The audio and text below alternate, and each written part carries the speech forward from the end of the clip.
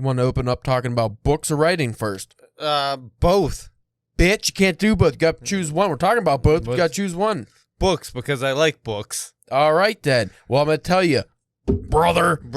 I don't remember if last episode I mentioned it. Oh, I did. We opened with me hating that Frolic of the Beast by Yukio Mishima. Yes. I don't remember if I finished it when we talked about that. You had like 100 pages left. Well, I finished it, and you know what? I realized why I didn't like it. It turns out it's one of those Japanese no plays. It's a parody on those. Because Yukio Mishima, he was into those weird... they're like fucking...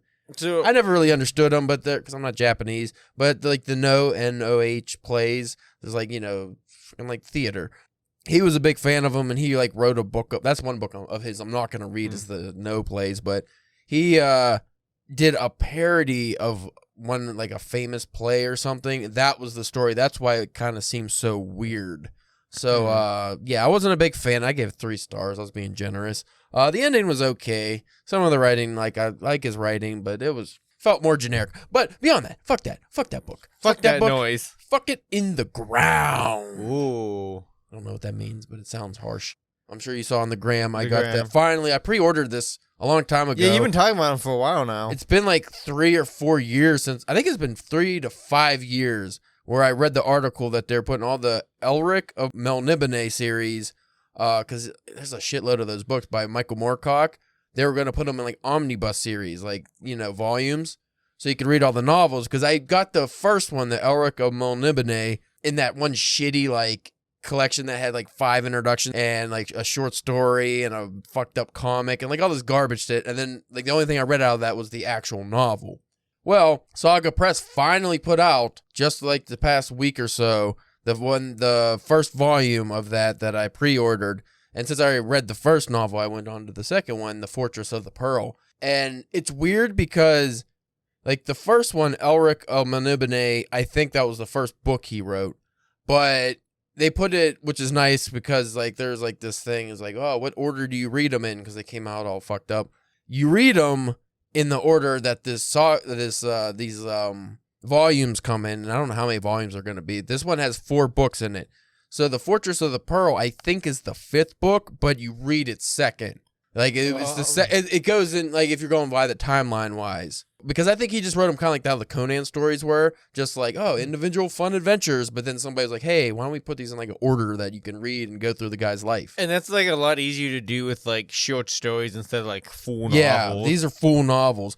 But what I really enjoy seeing is from the first novel to what was, I don't know how many other novels he wrote besides these, because I know he's a fucking like. He has like a shit, like probably puts Stephen King to shame how much work he puts. Yeah, one of those guys. Yeah, on short stories and everything. But just from like this series, it was his 5th novel. But the writing, well, I like the writing in the first book, but the writing in this one is like brilliant. Yeah. Like, I'm like, holy shit. Like it just jumps up a level because you figure how much time gap between that first book and whenever he wrote this one and how much he's improved.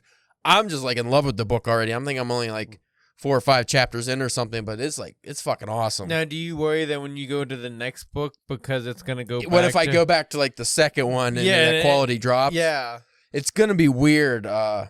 I mean, like I said, I really like the first book too. Wasn't anything wrong with it. It's just like the writing, his metaphors, the details. It's just so much better in this one, just because he improved as a writer between the first book and whenever he wrote the Fortress of the Pearl. But I really like it, and I'm flying through it, and I'm like, ooh, finally something I can read. And then fucking Ash, being the dick he is, actually I think it was my idea, but that Oblivion by David Foster Wallace, the short story collection. I think you were here when I cracked it open. I was like, I don't think I can read this. Yeah, it shows you how. Yeah, it's like it's not a hardback. It's a soft cover, but it's the size of like a hardback. Just to give you a size of what a page is. And like it was 1 blocks of, and I don't even think it didn't begin or end on that page.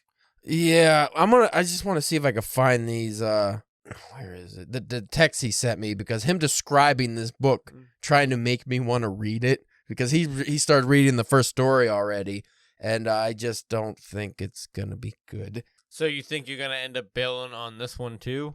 We're not going to release any episodes until we finished it.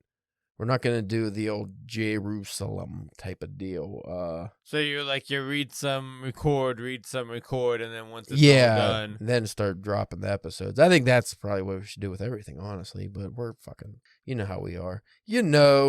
Oh, I can't find them. How much do you guys text that you can't find You sent me a things. couple messages. Wait a minute. Here we go. Are you even in the right app? Was it DMs? Just Messenger.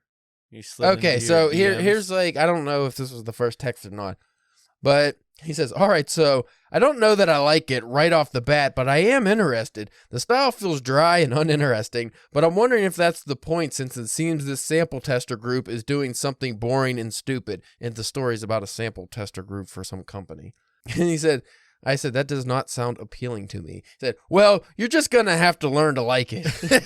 Who knows? Maybe unpleasant books will be your new kink.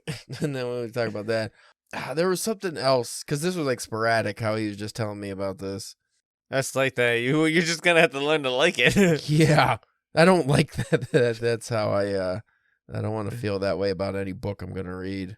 Okay, so going back, this was a day or two later after I don't think he finished the first story. At least not as the recording of this, but the story is called Mr. Squishy, by the way. I'm very interested in this first story, Mr. Squishy, because of what's going on in the background of the story. The actual noise of the main narrative is mind-numbingly boring, but seeing that something else is going on makes it actually really interesting. I'm just like... And have you doesn't make me want to read that at all. And have you even started this first? Well, that's what I said. I don't know when I'm going to fucking start it now, because I'm reading something great, and it's do I want to go read fucking something boring hot dog shit? I don't know, because I never read David Foster Wallace, but he doesn't sound like he might be he seems too smart. So I don't know. But anyway. Just the name alone seems very dry. It's too much. 3 names is always too much when you're a writer. So if we're talking about writing real quick, what book do you want to talk? You're almost finished with Stardust. That's a good book. Yes, I'm almost finished with Stardust. You liking it? Yeah, I'm enjoying it. I don't know, because in the collection of these books I got, I think they had some extra stuff. Because in the Neverwhere book, it had a short story that was in one of his collections that was set in the universe. So they put it in this one because so this one has the the epilogue, and then there's a postscript, and then there's prequel or prologue. There's a second prologue to it, and then I'm sorry, a wall, a short story kind of thing, and then the acknowledgement. So I was wondering, because I didn't know what the one that you read, did it just end at the epilogue? Mine was just a paperback. I don't remember, honestly. Yeah, I think it probably just ended at an epilogue. I don't really remember, but it was a fun fairy tale. I'm definitely enjoying it. I mean, it hasn't maybe been a week, because when I was here last week, I was 30 pages in. Now I have less than 30 pages to go in finishing it. So yeah. Those are Neil Gaiman doesn't write bad books. I don't think. I mean, the only things that I wouldn't like about it is when it would verge off to some other characters, and it wasn't necessarily that they were written poorly or were bad characters or anything. It's just I didn't give a shit about them. I wanted back to kind of like Lord of the Rings. It's just I was I don't go to the good characters. I don't really care about the side characters so much. Yeah, I get that. Yeah, I wanted to go back to the kid and then the star and stuff. Some quick writing talk. How's your writing been going? Shit, dog shit. Yesterday, I was able to squeak out measly 100 words or so, but it did finish the chapter. Well, that's good. That I was working on. So yeah, nowhere near as what a few weeks ago whenever I was actually on a hot streak. Yeah. But yeah, just piss poor and no excuse for it. I think I've hit just a shit on your parade even more. Yeah. I think I've hit a transformative period in my writing journey where I am I think I leveled up. Yeah. Because now I'm just writing 7 days a week. There you go. And there's no problem with it. Granted, some days it's only a couple paragraphs, fucking time and doing dumb shit. And I started playing Chrono Trigger on Super Nintendo, so that's 6 hours a night sometimes, on the weekend. Do you farm in that game? No farming, which is very disappointing. People don't know. I'm sure we talked about it a long time ago. I was playing Harvest Moon, and then all it is farming. It's just a boring farming game, but I loved it because it made me not think about life for a little bit. An old farming game. Yeah, really old Super Nintendo farming game. But back to my writing. because now, I'm on the novel. I'm still on the 4th chapter, but I'm like 67 pages in. Now I'm writing this by hand, so I don't know how you give or take how many pages that could be. Like my penmanship, like my handwriting's fairly small, but I wouldn't say it's a 12 font, I can't judge. But I say at least a solid 50 pages probably in, regular, like on the computer. But anyway, just because it's like long form narration, which I've never had anything longer than maybe a novella sized work, I'm really hitting different strides that I never hit before, like with character development, starting to think of motivations differently.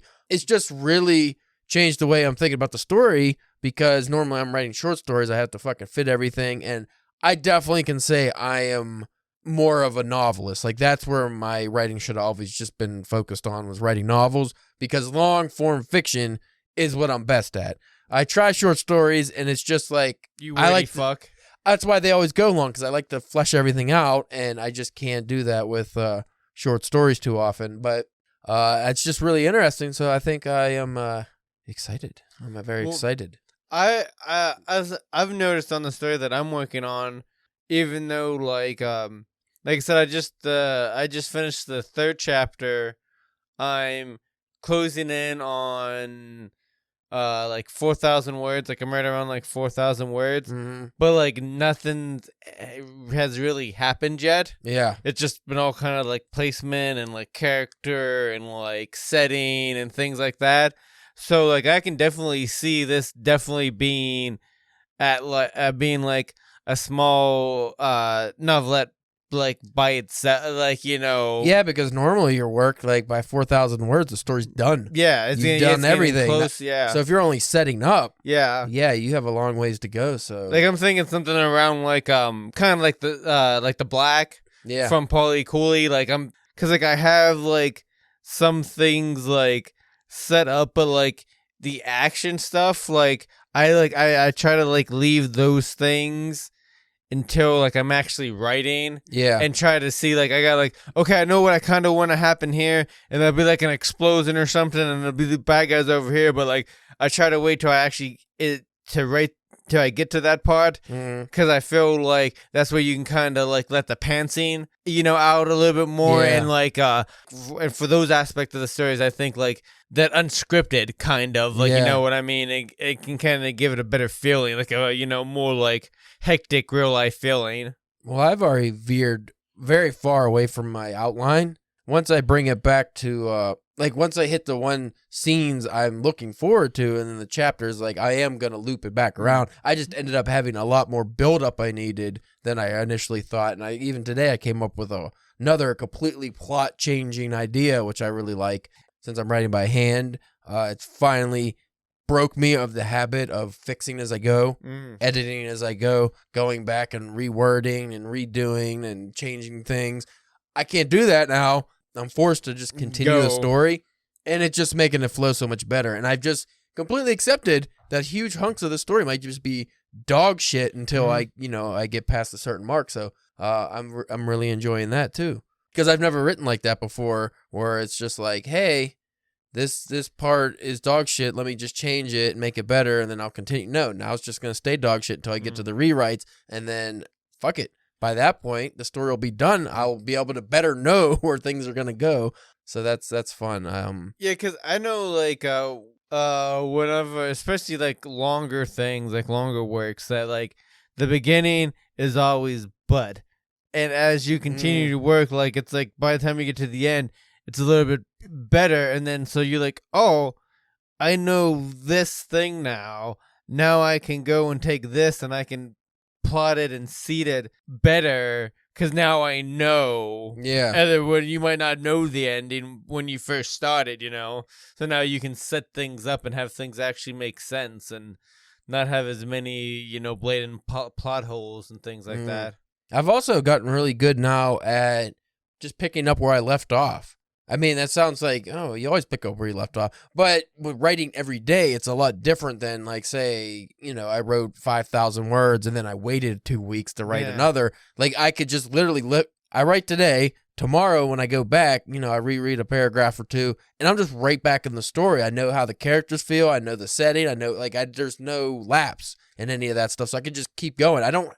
it's a better way to flow. Like, you don't have to do that fucking, what the fuck was happening? Where am I? What was exactly going on? Like, there's no plot holes going to come out of that because you already know you're still in the moment. Yeah. You don't lose that. So that's another benefit of just writing every day, which I have not ever done really because I've never stuck with writing every day for months at a time. So once you get past, I say, a month of doing it, it's not hard. In fact, because now I'm at the point where it's like, even if it's like 10 o'clock at night and I got to go to bed for work, I was like, I didn't fucking get any writing done today. I got to write at least a sentence. Yeah. At least two. And then that usually goes to another sentence and another sentence. And then I'm like, okay, it's 11 o'clock. I better go to bed. Yeah. But it's just like building up to that point. Because before, like when I first started this for the new year, I wasn't writing Friday and Saturday, sometimes Sunday. Like I tried to make sure I got 5 out of 7 days. That was my goal. So I did hit that. But Friday and Saturdays, I just didn't do any writing. And I was missing a lot. But then, I wanted to up it, and then I did. And then once I stuck with that for long enough, now it's not a problem.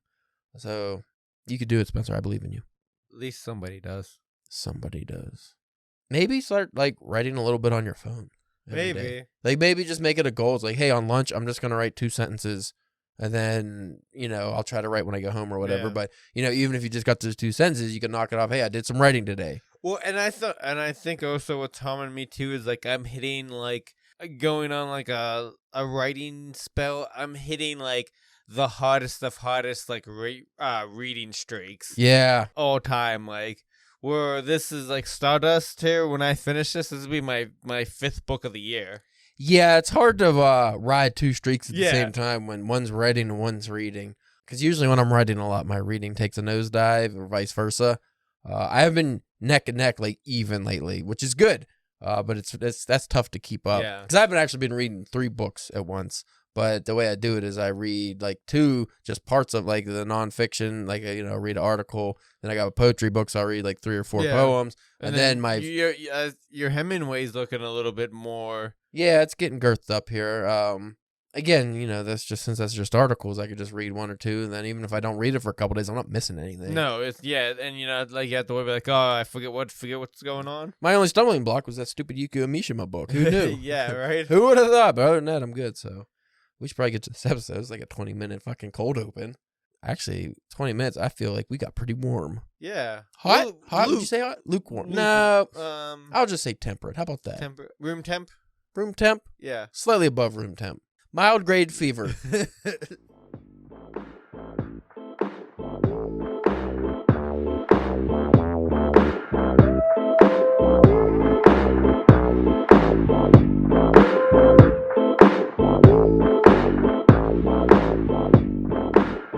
You are listening to the Drunken Pen Reading Podcast. I'm your host, Caleb James. With me today, Spencer, the Zimbabwean Zephyr Church. Oh, that wasn't too bad. First try and everything. I almost stumbled. Try saying Zimbabwean. That's the problem. Not the Zimbabwe, Zimbabwean. Because I just looked it up. What are they called? Yeah. Zimbabwean Zephyr, which is a light breeze. So your light breeze is Zimbabwe, which is good because Zimbabwe is probably pretty hot. So a light breeze would feel nice. It's a pleasant. Yeah. Oh, fuck, sir. I better What? bring up this article. I forgot we're actually doing an episode, right? Yeah, I see. Yeah, I think. Huh? Who's the Oh, I didn't tell you what the episode's about. Well, and I mean, what number is this? Good question. This article is written by J.A. Fernandez. It's fairly recent, 2019. This is a good friend of ours at Lithub. He's not. I don't know him. Just It's from the before times. The before times. Daywalker. 13 common mistakes in book reviewing and how to avoid them. That's right. It's an episode about reviewing books. You know why I picked this? Want to know? Well, it was the first thing you saw. No. Because I got, the whole thing that got us canceled like years ago it started off because I made the erroneous fucking controversial claim that you should read a book before reviewing it, or at least try to read some of the book, or at least know what the book's about. Apparently you don't. If you're on Goodreads, people review books. They give 1-star reviews to books that they never read, and is that's that fine. still a thing? Yeah. Because that was years ago. Yeah, I, as an outside observer now, because I barely use Twitter anymore, I saw someone saying something about fucking 1-star reviews for books that haven't even been published yet. Oh, because they're gonna be published, and it was like a bunch of people were giving 1-star or 5-star reviews for this book that didn't even come out yet. And I'm not just saying like the reviews for the book, they were also like actually verbally like, you know, writing up like this book sucks, blah, blah, blah. And it's like, you didn't read it because you're not, because, you know, publishing houses, they send out copies for people to review, but not even that. Like this, it's just not Random even out. people. Just people saying, like, just talking shit for no reason. I don't know if they're trolls. I don't know what their deal is. So I was looking up like, well, what makes a good review? Because I've read some funny reviews and some other kind of reviews, like shit reviews. Like we've all read shitty reviews and probably fucking wrote some shitty reviews. But I've read some reviews that are so over the top. It's like, okay, is this guy like, is he a failed writer who's reviewing a book and he's using all this fancy sounding shit to just try to like, what is he trying to become get a big following for review? Like, why are you putting this much effort into a review of a book? Like, I usually just like, yeah, I liked it for this reason, that reason. I didn't like it for this reason, that reason. But people like go hard. It's kind of like the Yelp review episode of South Park where, you know. So I was wondering, like, what actually makes a good review? Because I never looked that up. And that's probably useful because we haven't fucking in like the year or two now, but we used to review comics and other shit like that. I'm just going to jump into I'll put the link in the show notes so people can read the article because there's like literally 50 things of like paragraphs of intro. And usually the intro I never get much from, you know? Again, you want an article writing tip? Spencer knows. You don't need much intro because people are just going to look at the list. Yeah. That's all it is on the internet anymore. They just look at the list. So why even have the intro? Because Spencer, who once had a very viral article, he explains what makes the list in the very first paragraph, which nobody read, and then can just shit it all over your list. I mean, it was a shit list, but not, you know, not that shitty. Well, like their reasons for making it shitty didn't make sense. We're not going into that. Did we ever take that? Did we take that off of the website? I don't remember. It doesn't get any numbers anymore, so maybe we did. Maybe I might have made it private because I got sick of the fucking website getting flooded with that dumb shit. Yeah. Because we were getting a lot of hate for that too, and then a lot of people that were on your side fighting the people hating it. Yeah. I'm like, who cares? Yeah, it's dumb. He wrote this in 10 minutes. It's number one, and again, which it doesn't really matter because it's not a best to worst list, but you know, descending order keeps the reader come more. On. 13. 12, 11, but this guy starts with 1, so. Though, at least it's not one of those you see in, like, a lot of times on, like, comic book, or, like, you know, pop one, it's like, 10 reasons for something, and 9 reasons for why it's not, and they do, like, that opposite, like, you know, that's terrible, like I hate that. I see a lot of those on BuzzFeed, who probably invented that style, where it's like, like one of those things, like, why we love Brad Pitt and why he smells. And it's like, why and every other one's like, or it's like a character's like, great characters from Watchmen and not so great characters. And it's like, 1, fucking Dr. Manhattan. 2, guy who smells his own farts. 3, and it's like, what? I don't remember guy who smells his own farts. It was Rorschach. Number 1, which this is what turns me off of reviews almost immediately, actually. Grandiose claims. When people just like go into it like, this is the greatest book I've ever read. Is it there, buddy? Beginning a review with a hyperbolic sentiment, I've seen openings like, Arthur X is a writer who does nothing less than tear through the fabric of time to solve the great mysteries of life. May sound good, but what does it actually mean? Nothing. It means you're fucking a pompous ass. Additionally, it's grandiose in such a way as to provoke the reader to think of a very short list of authors for whom you could possibly make that claim. A list that does not include author X, who's just published his second novel. So before the first sentence or paragraph is over, the reader is already suspicious of your judgment. Bring those extravagant claims down and make sure that they are clear and defensible. Another aspect of this is breadth of knowledge. If you're going to declare something the best of the year or brilliant beyond imagining, you better have read every other novel released this year and have a record that fucking uploaded something fucking moved. Doesn't matter. What he's saying is you can't say which I always hate this when I read reviews of anything, movies or anything, like best movie of the year. I always see that. It's February, bro. Who the fuck said the best movie of the year? Like say it was August or something. Say it's the very end, January. Best movie of the year. January would be the first. Yeah. December. I'm fucking dumb. So say it's December. Best movie of the year.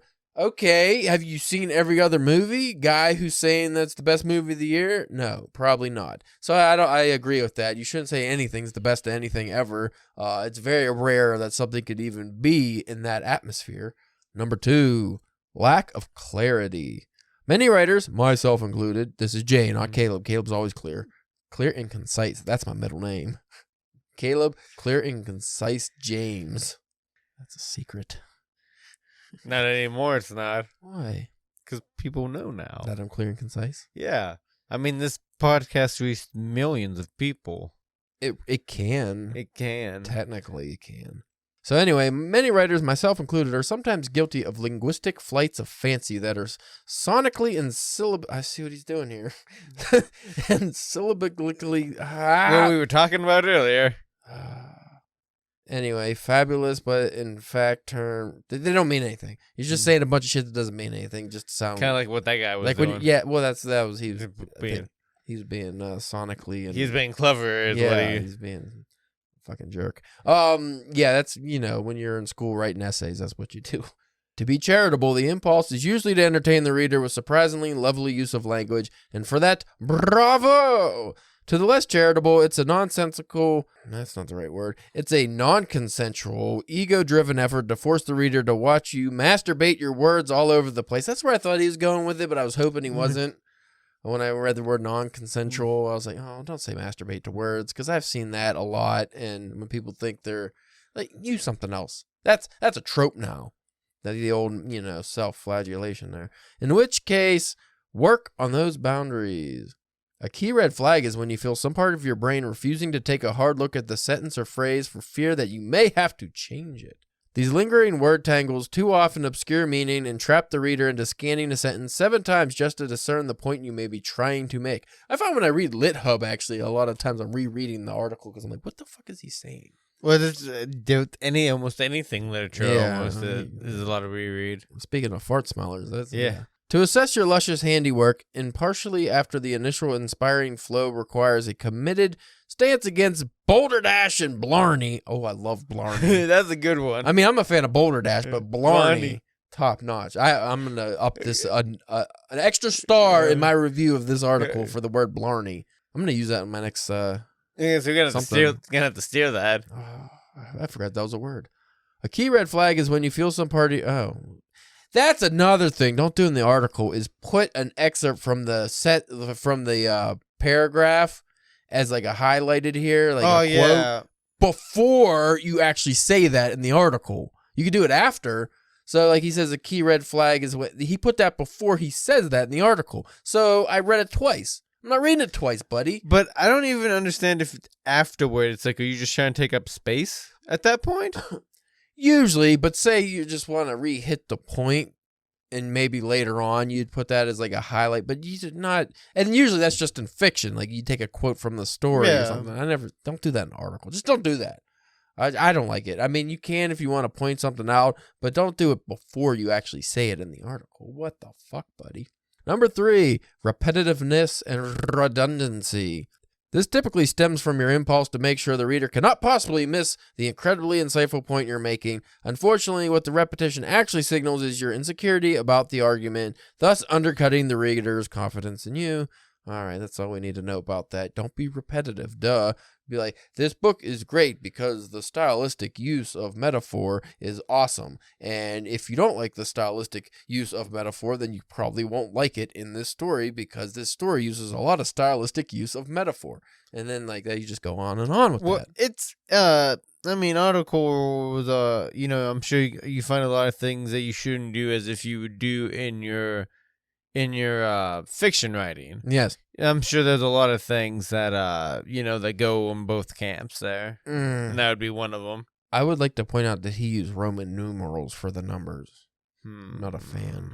Makes me feel dumb. Yeah, especially once you get past, 10-ish. Yeah. Yeah, it seems stupid. You gotta try to remember, what do the WrestleManias look like? That's how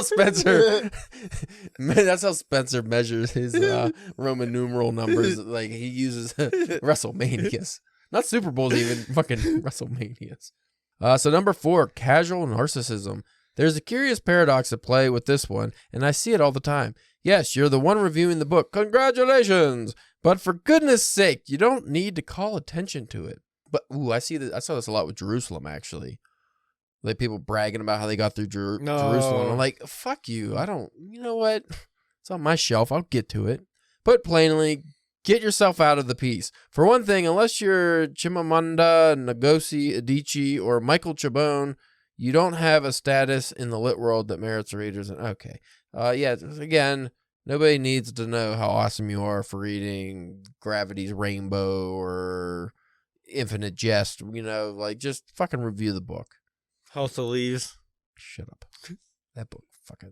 Ooh. Yeah, if I reviewed House of Leaves, I would be like, oh my god, I read House of Leaves. I'm so cool. No, I'd be like, that book is poop. Poopies. The stuff that comes out of butts. Roman numeral number 5, or V, for vaginas. Over-explication of plot. I might actually have to read this one because I don't know what that means. Oh, I know what it means. I think this is over-explication's a fucking... compound word I've never read out loud or you fucking, but yeah, just don't write, the whole plot out as the fucking review. This may be an effort to dodge a lack of confidence in your critical capacities, or it could be a misapprehension of the critic's mission, but writing a review that is entirely plot description is like describing the precise dimensions of a pool to someone without ever allowing them to jump in the water. Yeah. So don't put the whole plot. I know that's one thing I always struggled with, not writing the whole plot, especially when it came to the comic stuff, because it's like, especially when they're doing like the single issues, because it's like you can only have so many things you can talk about. Yeah, I think that's where we fail when we do books of the month. Usually, is until this last one with the Devil in the Blue Dress. I feel like we always wanted to talk about the whole plot. It's a little different because it's an audio format. But like the last, when we did the Devil in the Blue Dress, I made it a point that we didn't talk about the plot that much. We talked about everything else that we liked. I think that's a better way to go. Roman numeral 6, or V1, excessive length. Yeah, we don't have to. Obviously, you don't want. Oh, he did it again with the fucking quote. Wait till I get there, buddy. So, you don't want to have a 13,000 word review on, if your review is long, say you're reviewing a short story and your review is longer than the short story, you're doing it wrong. Yeah, you messed up. Just, why do that too? I'll read reviews for certain works that are really dense, like some Yuki Mishima books or something, where it's like, oh, I know I definitely didn't get the meaning of a lot of this. I want to read somebody's intake, on what they got out of it. But then you go into it and it's like, okay, after the 15th paragraph, I don't really care what this guy has to say anymore. Roman numeral number 7, V2. I don't have to say those out loud, do I? V11. VII. Yeah, VII. We're fucking doing it wrong. Yeah, it's V. I hate Roman numerals. So this number 7, nonsensical arguments. This is not the same thing as lack of clarity, though they can overlap. One involves employing unnecessarily florid language and galloping sentence construction to obscure a perfectly good point, while the other was never a worthy point to begin with. A good way to catch yourself up on these is to have a second reader play devil's advocate on your prose. Kind of like with debate prep, you want your piece to have answered preemptively any potential question and challenges from a reader. I feel like if you're writing a review, you should not be considering it prose. I feel like that's probably that's a wrong. That's a red flag in my book. If your review could be considered prose, then unless you're writing a review for a magazine or something, that might be kind of too much. It might be a little too kind of. You didn't understand the assignment. Number 8. Come on. Number 8. VIII. Self-Flattering literary references. This is one that always reminds me of the Gilmore Girls, because they just sometimes they hit, but then sometimes the literary references is just they just want us to know this character's smart. Nobody brings up some of the things. Well, at least with the Golden Girls, I always just thought it was they were so old that that was not the Golden Girls, the Gilmore Girls. Not the Golden Girls. I don't remember literary references in the Golden Girls. I don't know. I was just going to say that they'd be old enough that they would just be references for them. Yeah, because they knew Shakespeare. Yeah. They're old. I get it. This is a particular crutch of younger and newer writers, and it usually stems from an impulse to compensate for insecurity about why you've ever been allowed to write this review, or God forbid, it's because you honestly believe you're hot stuff in the lit world. Okay, that's too much. No. Does he use examples that I would like? So I would suggest that you avoid throwing in those references to Heraclitus I don't think his name is Heraclitus. You know I suck at Greek names. Heraclitus? Maybe that'd be better. Yeah, you were right the first time, bro. I never heard of Heraclitus. Somehow he didn't make it in the Disney movies. Heraclitus. Heraclitus. Oh, God. I know that's got to be so wrong. There's no way there's a guy named Heraclitus. I'm going to say Heraclitus or something. Why are we so juvenile? It just came out that way. So I suggest that you avoid throwing in references about Harry Clit and Anna Akhmatova unless you're sure they're organic. Heraclitus, really? We're going to look that up. I need to know the pronunciation. I'll do that off air. Fans of the show, one fan and rather random listeners who might just have to throw that in at the end, like. Yeah, that might be that's the blooper reel. I don't even know who Anna Akhmatova unless you're okay. So yeah, don't there's times when, just like jokes. If you could throw it in where it fits, fine, but most of the time you're probably going to just come off as like, again, smelling your own flatulence. You're just, oh yeah, he's really had to bring up The Great Gatsby in a review about a Stephen King book. Like, no, he did not. He just wanted to sound cool by throwing in Jay Gatsby or, Anna Karenina or fucking whatever else you can think of.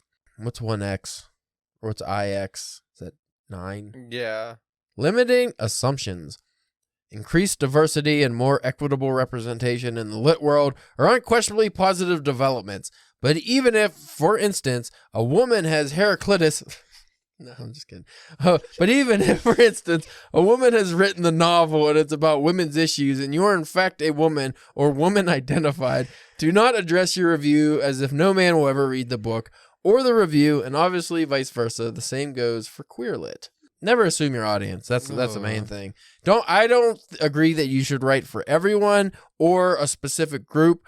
I think you should just write the story you want to tell. That's my personal preference, but obviously if you're trying to get public, now this goes to just writing, not Well, I was reviews, going to say, but, what about for reviews, though? Like, well, you kind of want to, well, you even review, you're just reviewing, like say a book. You're just reviewing the book, not the audience. You're not reviewing the audience, so you don't need your review tailored to the audience.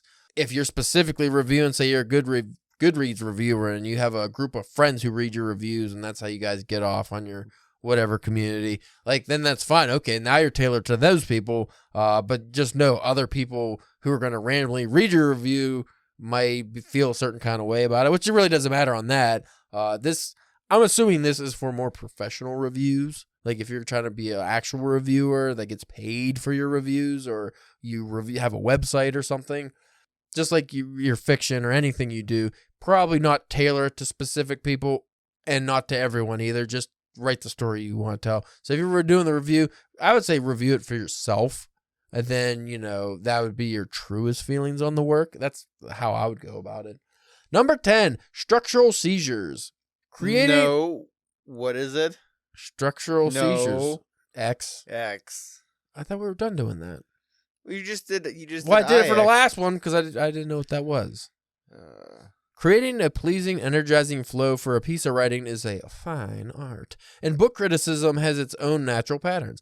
Bookending your piece anecdotally and thematically with a kicker that cleverly calls back to your opening is wise and satisfying, while front-loading plot exposition and reserving the back half mainly for critical analysis is a good, blunt structure.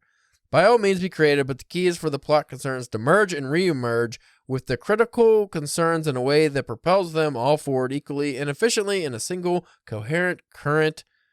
okay, and it just keeps going on. Essentially, find a decent format for your review. Like, if you want to do like a clever review where your beginning paragraph is a callback to the end, like the end paragraph calls back to the beginning, do that. But like, just make sure you're not all over the place, basically. You're not just like doing a specific thing here, but then all of a sudden now you're doing it. You switch from doing a standard review to the review from the point of the character to back to standard to now all of a sudden you're doing the review as if you were the author of the book. Like, people do these clever things where they like to do, but stick with it. So say you're going to be like, I'm reviewing The Great Gatsby and I'm going to review it as if I'm Nick from The Great Gatsby. Okay, that's fine. But don't all of a sudden jump from like Nick, who's reviewing the book, to you, the actual reviewer, reviewing the book. That's too much. I'd also say that would also go in like how you were talking about the format of like, kind of like, how we have our reviews of like, we have like we have it broken down certain ways. Well, like Ashley's Drunken book reviews. Like he has it broken down into sections of how he does it. And he sticks with those every time, and that people like those. Number XI, 11. Inconsistent pronouns. Ooh. See your judgmental face, you fucking boomer. I don't like change. Back in my day, yous was a he or yous was a she. There was no they. There's always been a they. It's just not how they use it now necessarily, but, things change. Language changes. I like how the dog was pounding on the door to get down here so hard just to pass out right next to me. He's what was the purpose of that, bro? As long as he's happy. Yeah. In making reference to the potential reader of the novel and reader of the review, too often the reviewer uses a mix of pronouns that is disorienting. If you're sometimes referencing you and sometimes we and other times one and somewhere else reader or readers, it's sloppy and confusing. And then there's the dreaded I, which we talked about earlier. I skipped that part. Mm-hmm. Yeah, I get that. That does make sense. Like, that's something I never really thought about. But I probably just, like, if I review something, I just stick with whatever. Like, I'm not jumping around. I think for the most part, when you reviewed stuff, it was just always like you were reviewing it as like your opinions, and then if you were going to refer to somebody, it was just the person reading the review. But you never say, we, they, you didn't jump around too much. Number XII. What is that, Spencer? 12. Yes. 12. Lack of criticism. That's a simple one.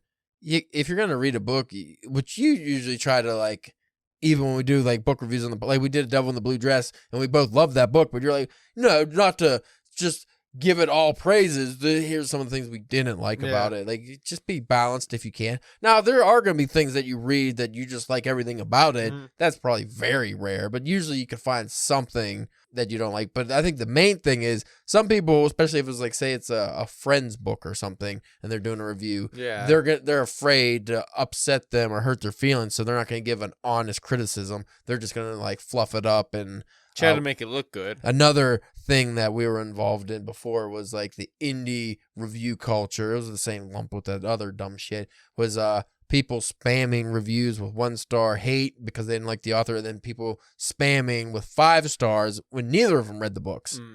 It's like, fuck you both. And then the people that gave it 5 stars that actually left a review, it was like so over the top. It's like, okay, did you really think this is the greatest thing ever written? Some indie book? Probably not. You probably are just saying this because you're friends with the author. Maybe tone it down and be like it's very rare. Even like Nicholas Obergon. I love Nicholas Obergon. Yeah. Talk to him all the time. He's a great guy. I didn't give his books 5-star reviews like the 2 I read. I gave him 4 stars because I might have gave Sins of Scarlet 5 stars because I really liked that book. But like Blue Lightly Yokohama, I gave it 4 because there were certain things I didn't care about. Like not everything's perfect. It's very rare I give something a perfect review. And even in the 5-star review, if I actually wrote a review for it, I probably still would have been like, hey, this maybe I didn't like or something, certain things. But because it could even still be like 5 stars because you could still enjoy it that much, but there could also be things that it could be. I don't think I've ever read anything where there was 100% things I didn't, I liked everything about it. The perfect example of this was just the recent Spider-Man movie. Yeah. There's plot holes and things that make no sense, but that's still like a 5-star movie for me. Like, you know what I mean? Just because I enjoyed it, no matter what was wrong with it. Like, so it depends on what kind of view you're also doing. If you're going to be, but you might want to put that bias out there, like, hey, for me, this is what I think of it. Yeah. It could vary for you or anybody else depending on, your personal taste and preferences. But the main thing is you can't, don't even bother writing a review if you're afraid to criticize. Yeah. Now, don't be one, like, I would suggest not being one of those people who only do negative reviews, because that's another thing I don't understand. People who only review things they don't like. Yeah. Why are you focused on things you don't like? If I review something that I didn't like, it was because I went into it hoping I was going to like it. Yeah. Some people just specifically read genres and things they know they're not going to like just so they could have, their shit take on it and rant about it, and whatever other negative people they're associated with will talk about how much they hate everything. Because chances are, if it's something that I didn't like, I probably wouldn't do a review about it. I never review things I don't like. Like on Goodreads, I just mainly catalog anymore, so I'll just give star reviews just so I know if I, that you read it. Yeah, and I was like, what my rating was, and if I would ever want to go back to it. Every once in a while, I feel like doing a review, but I've never. I think I did one review. It was a free book I got from like the Amazon free program that I reviewed that I didn't like. And after I did, that was like one of the first things that I think we did for DPW. And after I did that, I was like, because I was just mad that I spent my time reading the book. But I was just thinking, it's like, who's this really benefiting? Like, yeah, I get it. Somebody might read this review, and then they'll be like, oh, I'm not going to read that book. And I might personally think, oh, yeah, that's good. They're not going to waste their time. But what if they really like that book? Yeah. So now I'm just steering them away from liking, something they might like just because they read my review. No, I think, not saying you should review everything you like. Because if you're actually doing, let's say you review every book you read. Okay, obviously some of the things you're going to read that you're not going to like. So review it. Be honest. Be critical. Everything you need to do. But just know that you should always go into a book hoping at least that you're going to like it. Have a positive attitude. If you're going to a book thinking you're going to hate it, like this David Foster Wallace book, when I got it, I was like, I hope I really like it. Like, that's what I want out of it. And so if I don't like it, so if I read it and it's dog shit and we do this episodes about it, I'm just going to be like, yeah, like House of Leaves is a great example. If it wasn't for the podcast, like, there would be no review of any kind for it. I'd just be like, I didn't think that book was that great. Like, so would you have even finished it if it wasn't for the podcast episodes? No, I probably would have abandoned that. Like Blood Meridian, even we did it for the podcast, and I still didn't finish. I just couldn't. But I didn't go. I didn't write a review for it. Like, talking about it on the air is different because that's the episode we can discuss what we didn't like about it, and we still did a very constructive way of doing that. We went over every point of why we didn't like it, but why people still might find it. Like, we made it so, like, even if we didn't like the book, but we made it so people will hear us be like, well, I will give it a try still. Yeah. Number 13, conflict of interest. My bullshit detector goes off periodically when I note biographical, educational, or publications details in a reviewer's history that show curious crossovers with the author who work here. Okay, this is pretty much saying, like, if you like all books about communism and Marxism and, all that stuff, like, that's in your history, and then all of a sudden you're writing a negative review about a book about capitalism.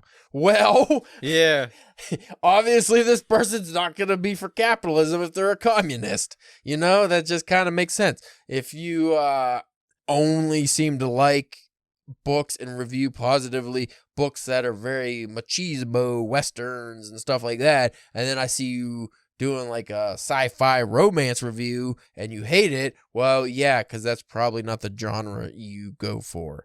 Which, not saying you can't review things you don't like, but as a reviewer, you have to know that if, like I was saying earlier, if it's something you're not going to like you want to go into every book like hoping you're going to like it, but if it's really trying something that you're not going to like, it's kind of a dick move to review that book when you already knew beforehand that that's not something you're going to enjoy. Like, unless if your goal is to go and try it and see if it can change your mind. But that's the thing, though, and you didn't like it. Okay, and you can write a review stating like, hey, be upfront. Just be like, hey, this isn't my draw. I don't like erotica, but I wanted to give it a chance. I've had bad experiences in the past, but I wanted to try it out. So I read this book hoping that maybe it would change, and it didn't because I still don't like erotica. And like that gives the reader like, oh, this guy doesn't like erotica, so I can go into his review knowing he doesn't like erotica. But if you're just leave that part out, it's just like, this book was shit because the sex scenes were gross, and like, well, that's not your genre. Like, now you're lying to the people pretty much. You're lying by deception. You're lying by omission. You're not telling them up front that you don't like something, or like, say you don't like sci-fi and now you're reviewing a sci-fi book. Yeah, you're not going to like it probably because that's not your genre, but you are here reviewing it and not telling the people you don't like that genre. So now they're just taking your word thinking that you are a sci-fi fan who for some reason didn't like this book, which gives it more validity. People think, oh, if this guy loves sci-fi and he hates this book, it must not be a good book. When in reality, you don't like sci-fi, so you're lying. You're lying. You probably wouldn't like that even if it's great. Big fucking phony. So anyway, that was our episode on book reviews.